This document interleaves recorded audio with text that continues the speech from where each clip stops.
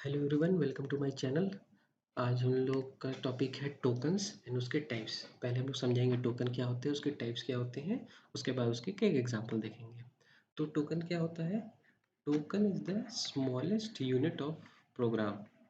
Smallest unit of program, इसका मतलब क्या हुआ? स्मॉलेस्ट यूनिट, जो स्मॉलेस्ट यूनिट ऑफ प्रोग्राम, ऐसा समझिए कि हम लोग ने फर्स्ट प्रोग्राम अपना सी का लिखा था। उसमें हमने हर चीज़ को डिफाइन किया था कि वो कीवर्ड है या फिर वो डेटा, वो कांस्टेंट है, या फिर उस सारी चीज़ों को हम लोग ने, आइडेंटिफायर है, उसको हम लोग ने डिफाइन किया था। तो वो क्या होता है? उसको हम लोग कहते हैं टोकन्स। तो कलेक्टिवली सब चीज़ को हम लोग मिला के कहते हैं टोकन्स, जो कि हर प्रोग्राम, इस हर प्रोग्राम की स्मॉलेस्ट यूनिट को कहते हैं। तो हर चीज़ जो हम लोग सी में लिखते हैं वो एक टोकन है। तो उसके हम लोग टाइप्स देख लेते हैं। पहला टाइप्स है उसका कीवर्ड। सी में टोटल 32 कीवर्ड्स होते हैं, जो यहाँ पर आप देख सकते हैं सारे लिस्टेड हैं। ऑटो आपका यूज़ होता है स्कोप में। इसके बाद ब्रेक आपका इस्तेमाल होता है जब भी हमें किसी लूप से बाहर निकलने के लिए। मैं आपको एक रफ आइडिया सारे कीवर्ड्स का दे देता हूँ कि कौन कहाँ यूज़ होता है। इसके बाद हम लोग जब आगे बढ़ते जाएंगे तो एक एक चीज़ को सीखते चले जाएंगे। केस आपका इस्तेमाल होता है जब हम लोग स्विच को इम्प्लीमेंट करते हैं। कैरेक्टर हमारा एक, जो हम लोग कैरेक्टर टाइप को वेरिएबल को डिफाइन करते हैं। कांस्टेंट हमारा वो वैल्यू होती है जो हमेशा कांस्टेंट हो जाती है, जैसे वो फिक्स्ड वैल्यू के लिए। कंटिन्यू किसी भी करंट आइट्रेशन को स्किप करने के लिए होता है। उसके बाद डिफ़ॉल्ट हमारा होता है कि डिफ़ॉल्ट वैल्यू के लिए हो गया।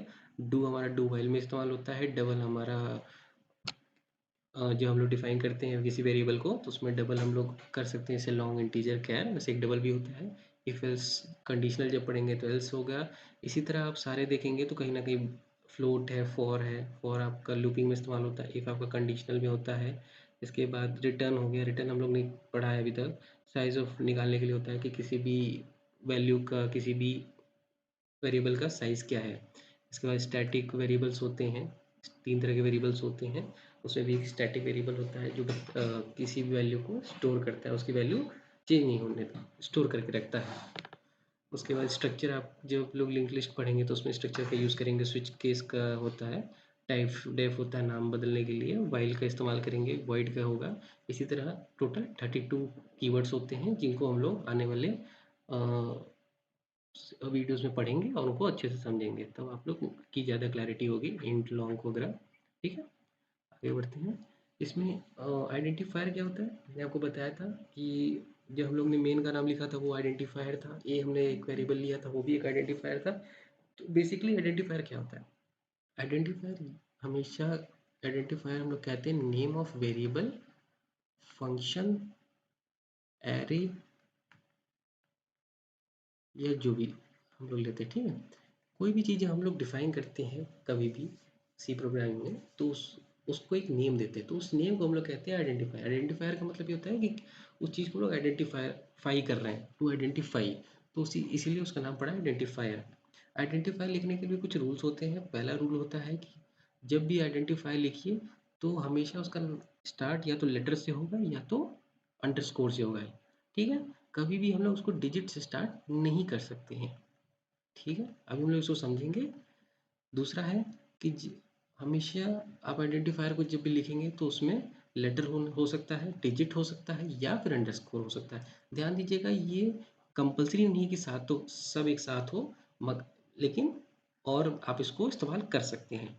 ठीक है, तीसरा कंडीशन ये है कि कभी भी किसी कीवर्ड को हम लोग एज आइडेंटिफायर यूज़ नहीं कर सकते। जो हम पहले अभी कीवर्ड्स पढ़े 32 कीवर्ड्स होते हैं, उनको एज आइडेंटिफायर नहीं यूज़ कर सकते हैं। ठीक है, इसके बाद फोर्थ क्या हो गया, हम लोग कभी भी आइडेंटिफायर में वाइट स्पेस मतलब ब्लैंक नहीं दे सकते हैं। ठीक है, पांचवा क्या है कि जब भी हम लोग आइडेंटिफायर लिखेंगे तो उसकी साइज हमेशा 31 कैरेक्टर तक हो सकती है। ऐसा नहीं कि आप लिखते ही चले जा रहे हैं। ठीक है, 31 कैरेक्टर तक आप लिख सकते हैं। तो हम लोग समझ लेते हैं कुछ एग्जांपल इसके। हम लोग कुछ एग्जांपल इसके समझ लेते हैं। जैसे मान लीजिए कि मैंने आपको एक एग्जांपल दिया, ABC, तो ये हमारा एक तो करेक्ट हो गया। अब मैंने इसको दिया AB1, तो भी ठीक है। ठीक है, A_1 दिया, कोई बात नहीं, सही है। A1 अंडरस्कोर दिया, ये भी वैलिड है, ठीक है। अंडरस्कोर A1 दिया तो भी वैलिड है, अंडरस्कोर 1A दिया तो भी वैलिड है। मगर अगर हम लोग ने 1A, ये 1 क्या है, स्टार्टिंग हम लोग डिजिट से नहीं कर सकते, तो ये वैलिड नहीं है। जब भी हम लोग 1 के आगे कुछ भी लिख देंगे, यहाँ पर 1 है या कोई भी डिजिट के आगे, तो वो वैलिड नहीं होगा। इसके बाद हम लोग कभी भी ऐसे नहीं दे सकते हैं कि उसको डू लिख दें, इंट डू। मान लीजिए कि हमने इंट एक ले लिया और डू वेरिएबल का नाम ले लिया, नहीं, ऐसा नहीं कर सकते क्योंकि ये कीवर्ड है, ठीक है। इसके बाद हम लोग क्या देखे थे कि वाइट स्पेसेस नहीं होनी चाहिए, तो हम लोग ऐसे नहीं लिख सकते कि ए उसके बाद बी लिख दिए, उसके बाद इक्वल टू कर रहे हैं, तो ये भी वैलिड नहीं है, ठीक है। इसके और क्या हम लोग ने देखा था कि डिजिट होना चाहिए, ये हमने देखा, इसके एग्जांपल्स हमने देखे, इसके एग्जांपल हमने देखे, इसके देखे। 31 कैरेक्टर का ये मतलब है कि आप ए से कितने भी हैं 31st कैरेक्टर तक लिख सकते हैं। इसके बाद अगर आपने 32nd लिखा तो वो वैलिड नहीं होगा, इसका ये मतलब है, ठीक है। ऐसे ही आप कंपाइलर पे आप कोड, सोर्स कोड लिख के चेक कर सकते हैं कि क्या वैलिड है क्या इनवैलिड है, ठीक है। इसके बाद कांस्टेंट क्या होते हैं, कांस्टेंट भी एक तरह का टोकन होता है। कांस्टेंट का मतलब ये होता है कि जब भी हम लोग कोई वैल्यू, जैसे मान लीजिए कि मैंने लिखा int a is equal to 10, जब भी कोई वैल्यू हम लोग असाइन करते हैं, कांस्टेंट वैल्यू, कांस्टेंट मतलब क्या होती है, जब भी हम लोग, कभी आपने मैथ्स में पढ़ा होगा, कांस्टेंट मतलब कोई एक फिक्स्ड वैल्यू, कोई भी एक फिक्स्ड वैल्यू जब भी हम लोग असाइन करते हैं तो उसको कांस्टेंट कहते हैं, ठीक है। इसके बाद आप स्ट्रिंग पे आ जाइए। स्ट्रिंग क्या होता है, स्ट्रिंग आगे एक बहुत बड़ा टॉपिक होगा, आगे हम लोग समझेंगे स्ट्रिंग को कैसे वर्क करता है, उसका इंटरनल स्ट्रक्चर भी समझेंगे। बट बेसिकली मैं आपको बता दूं, स्ट्रिंग क्या होता है, एक एरे होता है, एरे भी आगे हम लोग पढ़ेंगे। लेकिन इस एरे का जो टाइप होता है वो कैरेक्टर टाइप होता है। इसमें मतलब जो भी डेटा होगा वो कैरेक्टर टाइप होगा, ठीक है। जैसे मान लीजिए मैंने यहाँ लिख दिया ए, यहाँ स्टोर कर दिया बी, यहाँ हमने सी, यहाँ हमने डी, ऐसे करके, और आखिरी में एक नल स्टोर कर दिया, तो ये हमारा क्या हो गया कि स्ट्रिंग हो गया। String is a character of array type, ठीक है। इसको हम चाहें तो ऐसे भी लिख सकते हैं, कैर ए इज इक्वल टू, ये हम लोग अब ये लिख सकते हैं व्हाट इज, ठीक है। तो ये भी एक वैलिड होगा। ये एक स्ट्रिंग, इस ये भी एक स्ट्रिंग डिक्लेयर करने का तरीका होता है, ये भी एक डिक्लेयर करने का तरीका है, ठीक है। इसके बाद स्पेशल सिंबल्स कुछ होते हैं, स्पेशल सिंबल हम लोग ने देखे होंगे, ब्रेसेस आपने देखे होंगे, ये वाले ब्रेसेस हम लोग ने देखे, जब फंक्शन हम लोग लिखते हैं तो उसके आगे यूज़ करते हैं। इस वाले ब्रेसेस को आपने देखा होगा, स्कोप के लिए हम लोग करते हैं, प्री प्रोसेसर के लिए होता है, एंड ऑफ लाइन के लिए होता है, असाइनमेंट के लिए होता है। तो इस तरह से कुछ स्पेशल सिंबल भी होते हैं सी लैंग्वेज में, ठीक है। इसके बाद ऑपरेटर्स, ऑपरेटर एक बड़ा टॉपिक है, इसको आगे वाली वीडियो में हम लोग समझेंगे ऑपरेटर क्या होता है।